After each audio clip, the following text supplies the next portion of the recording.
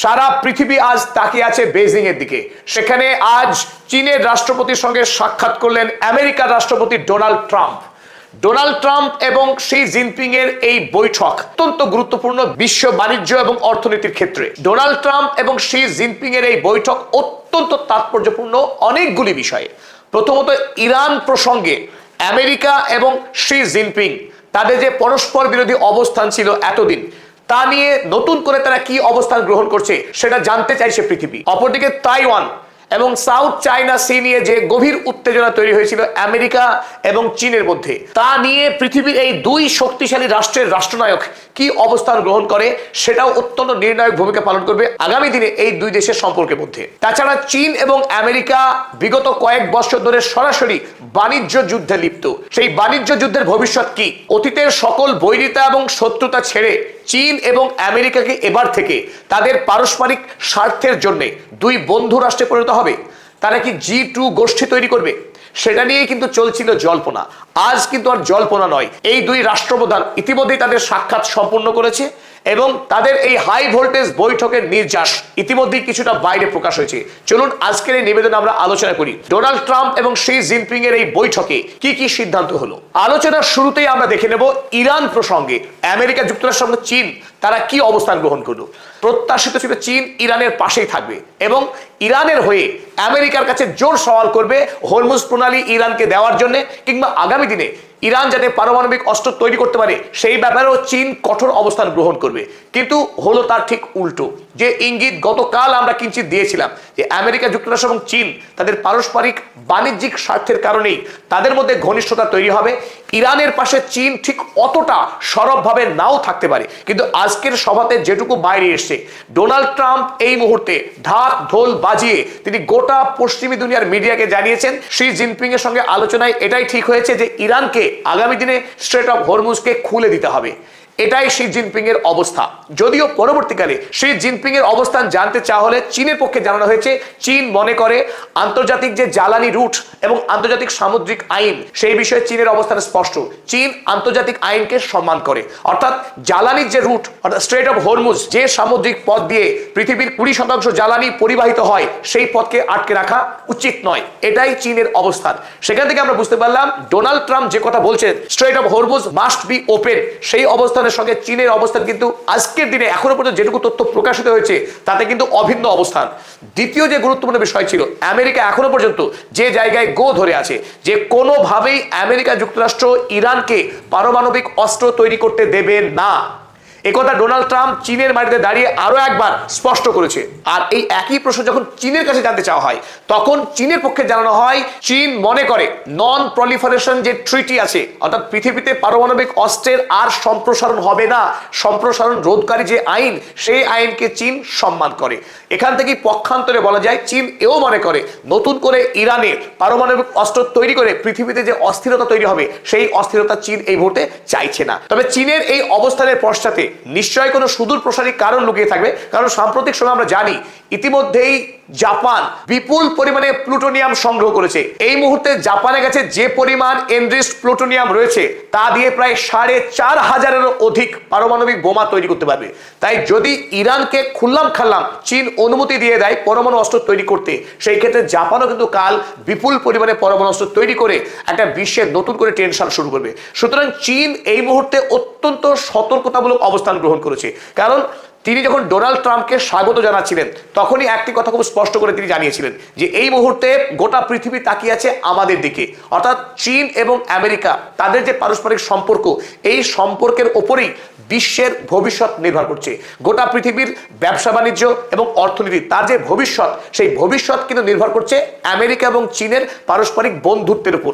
এই জন্যই Xi Jinping দাবি করেন যে আমেরিকা এবং চীন তারা পরস্পরের প্রতিদ্বন্দ্বী নয়, বরং তারা পার্টনার। এবং এই দুই রাষ্ট্রের পরস্পর বিরোধিতার তুলনায় স্বার্থের পরিমাণই অনেক বেশি। তাই এই দিকটা মাথায় রেখেই ডোনাল্ড ট্রাম্পকে স্মরণ করিয়েছেন যে আগামী দিনে আমেরিকা যুক্তরাষ্ট্র চীনের সঙ্গে বরং বন্ধুত্ব তৈরি কাজে মনোযোগী হোক, অকারণ সংঘাত সৃষ্টি নয়। তবে তাইওয়ানের প্রশ্নে চীন আমেরিকাকে স্পষ্ট হুমকি দিয়েছে যে আমেরিকা যেন রেড লাইন ক্রস না করে, তাইওয়ান প্রশ্নে যেন আমেরিকা কোনোভাবেই নাক না গলায়। কারণ গত 3 বছরে ধাপে ধাপে যে বিপুল পরিমাণের অস্ত্র বিক্রি করেছে তাইওয়ানকে, আর এই অস্ত্র বিক্রি করার মধ্যে দিয়েই তাইওয়ান এবং চীনের মধ্যে যে টেনশন সৃষ্টি হয়েছে, সেই টেনশনকে আগামী দিনে চীন কোনোভাবেই বরদাস্ত করবে না। কারণ চীনের যে সংবিধান, সেই সংবিধান মোতাবেক 100 বছরের মধ্যেই তাইওয়ানকে চীনের অখণ্ড অংশ বানাতে হবে এবং চীনের যে শাসন প্রণালী তার অন্তর্ভুক্ত করতে হবে। তাই চীন এই মুহূর্তে ধীরে ধীরে সেই পথেই এগোচ্ছে। সুতরাং আমেরিকা যদি নতুন করে তাইওয়ানকে নিয়ে টেনশন সৃষ্টি করে, সেটাকে চীন বরদাস্ত করবে না। ব্লুমবার্গ কাগজ সেই খবরে লিখেছে, Xi wants Trump of possible clashes if Taiwan issue mishandled. যদি তাইওয়ান প্রসঙ্গে আমেরিকা মিসহ্যান্ডেল করে, সেই ক্ষেত্রে কিন্তু সরাসরি সংঘাতে যেতে বাধ্য হবে চীন, এই বলে কড়া হুঁশিয়ারি দিয়েছে শি জিনপিং আজ ডোনাল্ড ট্রাম্পকে। তবে ইরান এবং তাইওয়ান এই দুটি জটিল প্রশ্ন বাদ দিলে আমেরিকা এবং চীনের মধ্যে দ্বিপাক্ষিক বৈঠক অত্যন্ত ফলপ্রসূ হয়েছে।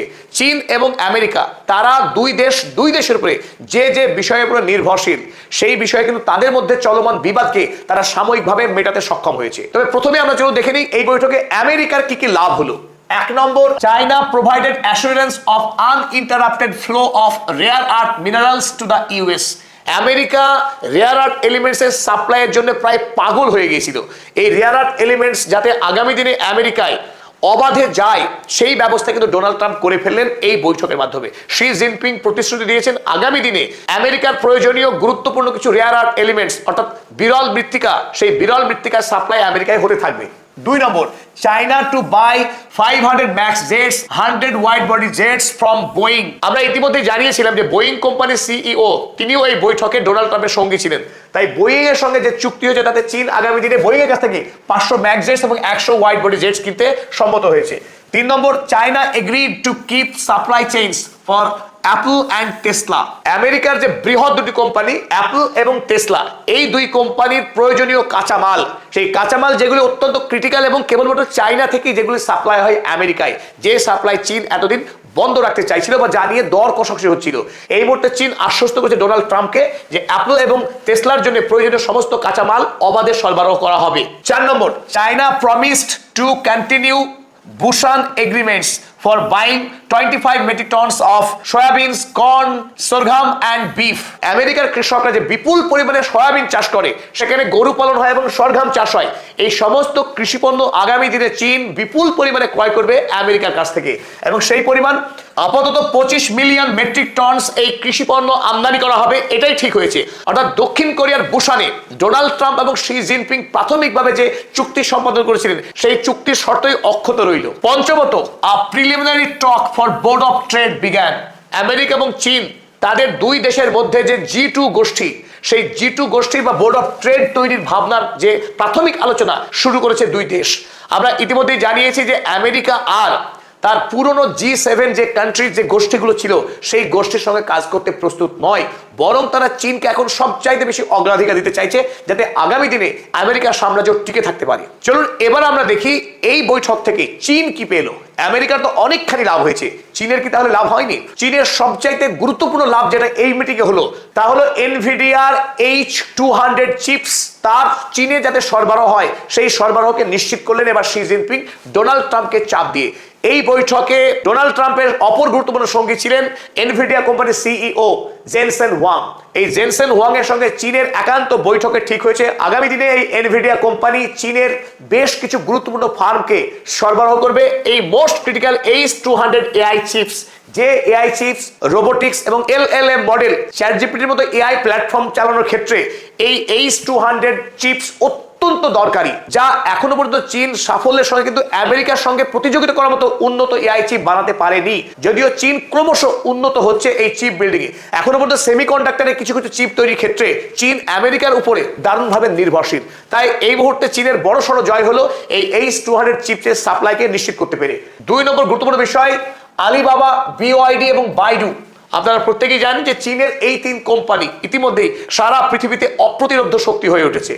আলিবাবা আমেরিকার অ্যামাজনকে রীতিমতো টেক্কা দিচ্ছে গোটা পৃথিবীতে, অপরদিকে BYD ইলন মাস্কের টেসলা কোম্পানিকে অনেক পেছনে ফেলেছে ইতিমধ্যেই, সারা পৃথিবীর বিভিন্ন প্রান্তে অত্যন্ত সাফল্যের সঙ্গে তার ব্যবসা বাড়াচ্ছে প্রতি বছরে। তবুও আমেরিকার বাজারে বিশেষ করে টেসলা কোম্পানিকে বাঁচিয়ে রাখার জন্য এতদিন পর্যন্ত বিপুল পরিমাণে ট্যারিফ চাপিয়ে এই BYD কোম্পানির গাড়িকে আমেরিকার কাস্টমারদের কাছে সহজলভ্য করেনি আমেরিকা। এবার কিন্তু ডোনাল্ড ট্রাম্প বিপুল পরিমাণে চাইনিজ টাকা যাতে আমেরিকায় ইনভেস্ট হয়, আমেরিকার মানুষ যাতে চাকরি পায়, ব্যবসার সুযোগ বাড়ে, তার জন্য পাখির চোখ করেছিল চাইনিজ ইনভেস্টমেন্ট। সুতরাং BYDর জন্যও নতুন করে দরজা খোলা হলো আমেরিকার বাজারে।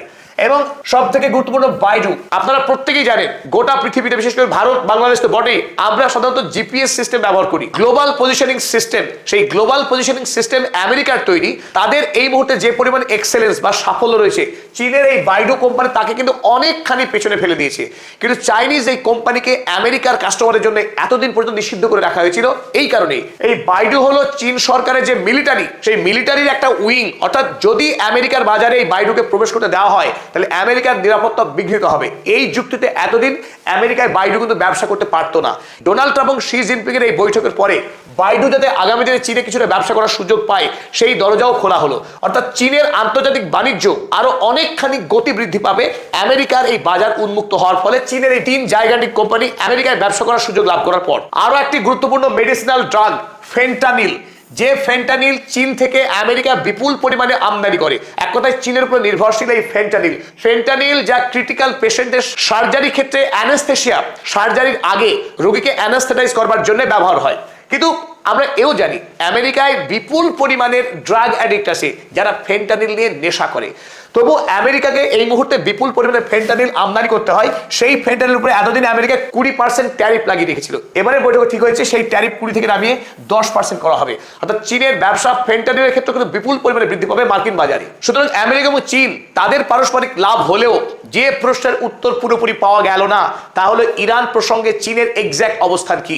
ডোনাল্ড ট্রাম্পের সঙ্গে বৈঠক করবার আগেই ইরানের বিদেশমন্ত্রী সৈয়দ আব্বাস আরাগচিকে ডেকে নিয়েছিলেন চীনের বিদেশমন্ত্রী ওয়াং ই। তাদের মধ্যে একমস্ত আলোচনাও হয়েছিল। কিন্তু তারপরেও আমরা এই বৈঠক থেকে যেটা প্রত্যাশা করেছিলাম সেই রকম প্রত্যাশার কিছু ঘোষণা হয়নি ইরান বিষয়ে। এখন দেখা যাক আগামীকাল সবিস্তার রিপোর্ট প্রকাশ হওয়ার পর চীন ঠিক ইরান প্রসঙ্গে কি বলতে চাইছেন সে বিষয়ে আশা করি আরো খানিকটা জানা যাবে। নতুন কোনো তথ্য পেলে আবার আমরা সেই তথ্য নিয়ে আপনার সামনে হাজির হবো। ততক্ষণ জন্য বিদায় দিলাম।